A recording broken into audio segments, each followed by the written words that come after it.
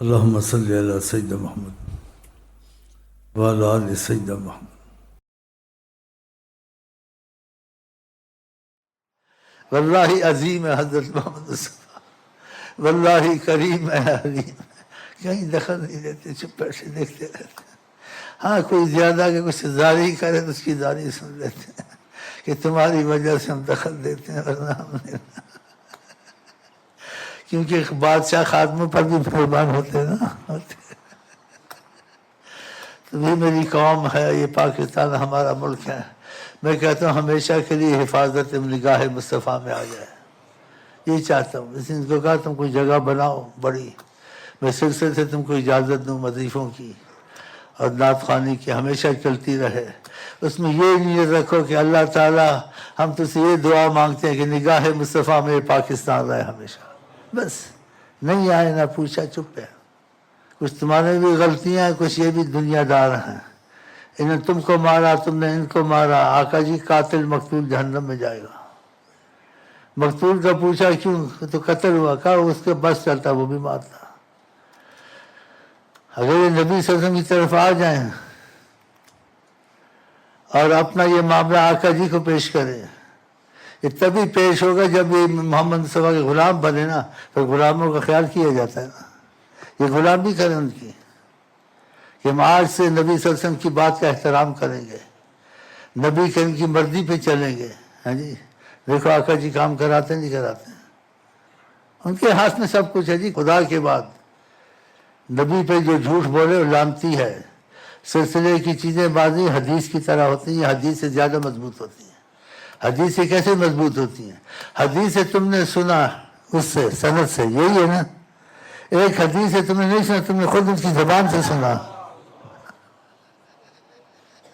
اگر وہ تم نے خود ان سے بات کی، وہ حدیث بخاری اور مسلم ہو تو نقل ہو کے آئی ہے نا، انہوں نے خود تم کو کہا۔ تو یہ فرمایا سرکار نے کہ سب کچھ اللہ کے ہاتھ میں، اور فرمایا آگے کیا، جو نسل ادریسی ہیں وہ مان لیں، شیخ امین کو جھوٹا نہ کہیں، جو ادریسی نہیں ہے واللہ عالم کہیں، میں نے جھوٹ بولتا ہے سچ بولتا ہے، میں آقا پہ جھوٹ نہیں بولوں گا۔ آپ نے کہا سب کچھ اللہ کے ہاتھ میں ہے، اللہ کے بعد سب کچھ کسی کے ہاتھ میں ہے، کہا وہ میں محمد مصطفیٰ میرے ہاتھ میں ہے۔ اس شیخ کا دل مضبوط کر دیا۔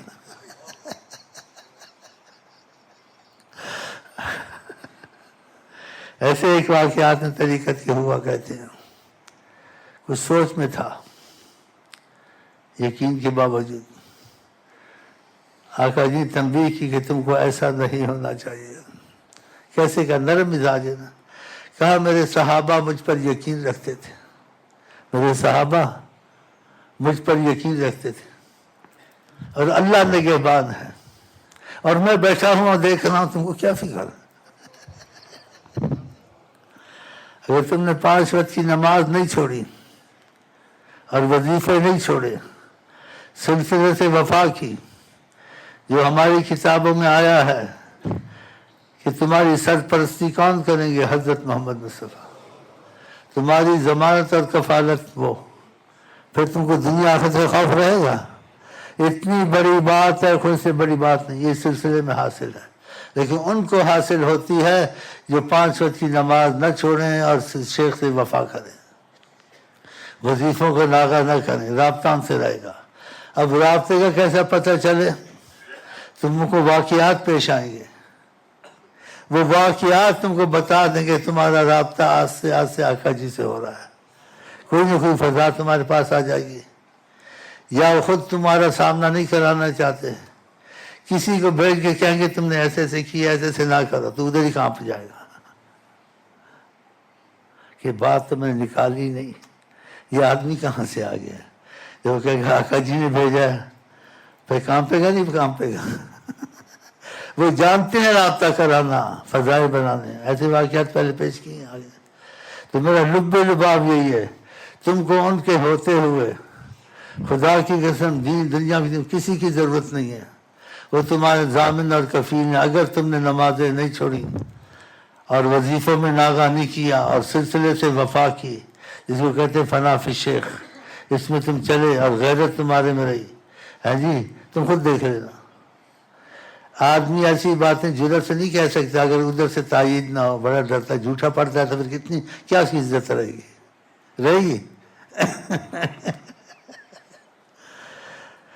نہ تم ادریسی بنو، یہ ظاہر چیز ہے،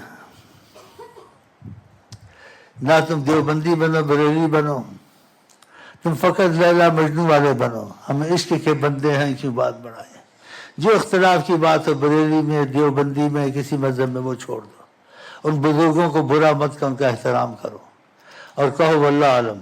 لیکن آقا جی کی بات سامنے تمہارے آ جائے اور واقعہ نبی کی زبان سے نکلی ہے، وہی تمہارا دین مذہب ہے، اس سے نہیں ہٹنا ہے، کیونکہ زبان مصطفیٰ سے جو نکلی ہے اس سے نہیں ہٹنا ہے۔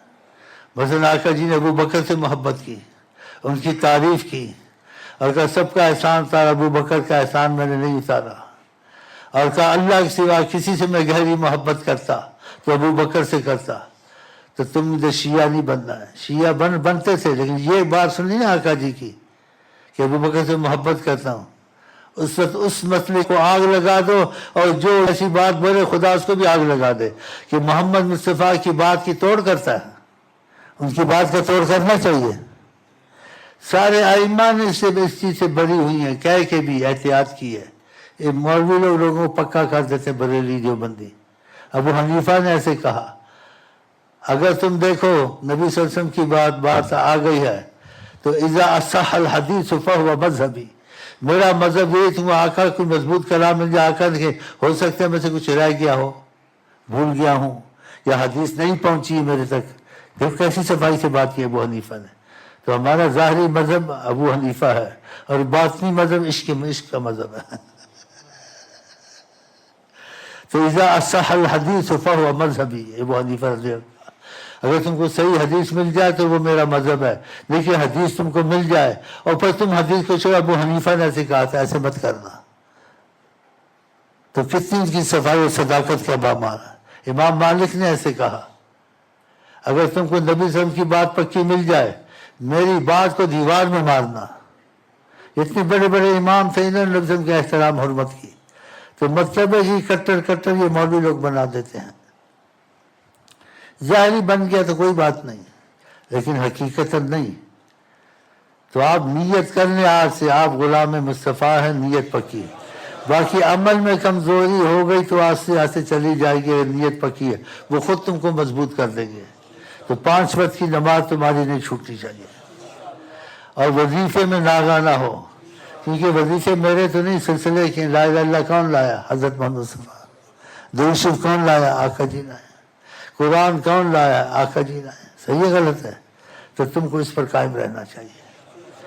تو ایک تو تم تو خود تھے، لیکن جب تم نے کسی سے بات چیت کر کے یہ بات مانی ہے، ہاں جی، تو وہ بات پہلے بھی تم میں تھی، لیکن اب ان کی وجہ سے تو اس بات میں تقویت ہوگی، کمزوری ہوگی؟ بہت تقویت ہوگی۔ تو اس بات میں بہت تقویت ہے، کیونکہ پہلے تم خود بھی کرتے تھے، مانتے ہو کرنا چاہیے۔ اب تم کہتے ہو آقا جی کی وجہ سے کروں گا، آقا جی کے رابطے کے نیت کر لیے، اب تم پہ لازم ہو گیا، اب تم نے عہد بھی کر لیا۔ یہ عہد میں چیزیں نہیں ہوتی ہیں، عہد میں جو ہے پہلی نماز وغیرہ، یہ تم نے خود محبت سے لازم کر لیا۔ جب محبت سے لازم عہد میں کر لیا تو خدا نے کیا کہ وَمَنْ أَوْفَى بِمَا عَاهَدَ عَلَيْهُ اللَّهُ، جو کسی چیز کا عہد کر لے اپنے اختیار سے تو اس عہد کو پورا کریں، اور پھر دیکھیں کہ تمہارا ہاتھ آقا جی کے ہاتھ میں جاتا نہیں جاتا ہے۔ اس سے بڑی بات میں کیا بول سکتا ہوں؟ اس لیے میں کہتا ہوں، مجھ پہ جو کرم ہے میں یہی چاہتا ہوں کہ میں تمہارا مہمان ہوں، تمہارا نبی سے رابطہ کرا دوں بس، اور رابطے کی یہ جو ترتیب بتائی یہی ہے۔ اس پہ بعد میں بھی چلو گے رابطے ہو جائیں، کیونکہ یہ چیز ہم تو نہیں چلا رہے نا۔ ایک بادشاہ کا حکم ہو تو بیچ میں دوسرے لوگ چلاتے ہیں، لیکن اصل تو بادشاہ کا حکم ہے نا، اس کا تو نہیں ہے۔ تو یہ میں کیوں آپ کو کہتا ہوں؟ میں نے اپنے کو منوانا ہوتا میں آپ کو کہتا ہوں؟ میں کہتا ہوں آقا جی کو مانو، پھر دیکھو تمہارے ساتھ کیا ہوتا ہے۔ آقا جی حیات النبی، اور آپ کو وہاں مسئلہ پہچاننے کی ضرورت نہیں ہے۔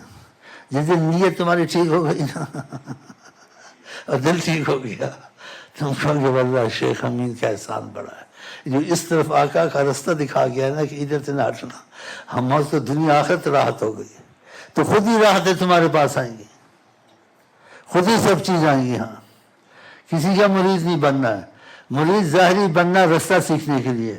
حقیقت سارے علماء، سارے اولیاء، سارے انبیاء جتنے بھی اول سب مرید رسول ہیں، سب کے شیخ اعظم قائد اعظم حضرت محمد مصطفیٰ۔ ہاں، یہ باقی وسائل ہیں، جیسے کوئی بیچ میں ہوتا ہے بھائی اس کو سکھا دے، جیسے میں بیچ میں چھٹی رساں ہوں، لیکن اصل وہ ہیں انبیاء کے بھی وہ بڑے، اولیاء کے بھی ہمارے تمہارے وہ بڑے، پیروں کے وہ بڑے۔ کوئی کہہ سکتا ہے پیر میں نبی سے علیحدہ ہو کے چلتا ہوں، یا چل سکتا ہے؟ نہیں چل سکتا بھائی۔ کوئی نبی علیحدہ ہو کے اپنی عظمت قائم کر سکتا ہے؟ نہیں کر سکتا۔ آقا جی کے سامنے حضرت عمر کو اتنا معلومات نہیں تھی، آقا کی عظمت کو صحابہ کو بھی آستے آستے پتہ چلا، تو صحیفہ پڑھ رہے تھے موسیٰ علیہ السلام کا، تو خادم کی تعریف آقا کے سامنے نہیں ہونی چاہیے، تو آپ کے چہرے میں کچھ تبدیلی آئی ناگواری۔ ابو بکر پاس کھڑے تھے، کہا عمر آقا کی طرف تو دیکھو ذرا، دیکھا تو آپ جیسے کچھ ناگواری تھی چہرے پر۔ پھر آپ نے کیا کہا؟ آپ نے کہا لو کان موسیٰ حیا، اگر موسیٰ زندہ موجود ہوتے، لما وسعہ، اس کو گنجائش نہ ہوتی، الا اتباعی، میری تباہ ہو کے غلام ہو کے چلتا۔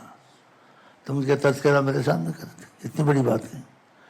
عیسیٰ علیہ السلام کہتے ہیں لست اہلا، میں اس چیز کی صلاحیت اہل نہیں ہوں کہ نبی صلی اللہ علیہ وسلم کے جوتے اٹھاؤں۔ تو انبیاء اولیاء سارے یہ غلام مصطفیٰ ہیں، اور ہم تم بھی غلام مصطفیٰ ہیں، لیکن وہ ذرا دور سے، ہم قریب سے، ہماری تمہاری بات زیادہ سنتے ہیں، زیادہ سنتے ہیں، اور محبت کا اظہار کیا ہے۔ صحابہ نے کہا ہم، کہا تم تو ہو، جب آپ نے بھائی کا لفظ استعمال کیا، ہم کو نہیں کرنا چاہیے، کہاں میرے بھائی، محبت سے کہا، کچھ ایسے الفاظ سے مفہوم تھے جو، تو صحابہ نے کہا ہم آپ کے غلام خادم موجود ہیں۔ کہا تم نے مجھ کو دیکھا ہے، میرے معجزے دیکھے ہیں، میں تمہارے بیچ میں ہوں، جنہوں نے مجھ کو نہیں دیکھا مجھ سے محبت کرتے ہیں، ایمان لاتے ہیں۔ قومن آمنوا بی ولم یرونی، جو جنہوں نے مجھے نہیں دیکھا اور میرے پہ ایمان لائے، میرے وہ بھائی ہیں۔ اتنی محبت، ہم بھائی ہو سکتے ہیں تو انشاءاللہ ہم مر جائیں گے یا مصطفیٰ کہتے کہتے۔ اب آپ کو جو میں تعلیم دی ہے اس کو سوچنا، ایک ہیسٹ لے جانا، تو آپ آج سے نہ پاکستانی ہو، نہ ہندوستانی ہو، نہ لیگی ہو، نہ پیگی ہو، غلام مصطفیٰ ہو پکے نیت کے۔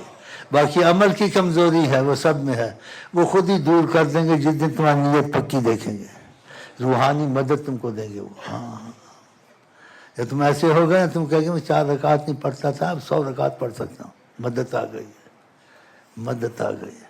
میرے فلانے کام نہیں ہوتے تھے، میں جاتا ہوں جیسے میرے لیے تیار بیٹھا تھا، مدد ہو گئی۔ رزق کی تنگی تھی، گزارا نہیں ہوتا تھا، رزق میں وسعت ہو گئی، بیماری جون سی ہے مجھے تنگ نہیں کرتی ہے، مدد ہو گئی ہے۔ ایک مدد ہوتی ہے حقیقی، وہ اللہ، ایک وسیلے کی مدد ہوتی ہے، تو وسیلے کی مدد حضرت محمد مصطفیٰ ہے۔ تو اس میں میں ختم کرتا ہوں، چلو جی، السلام علیکم۔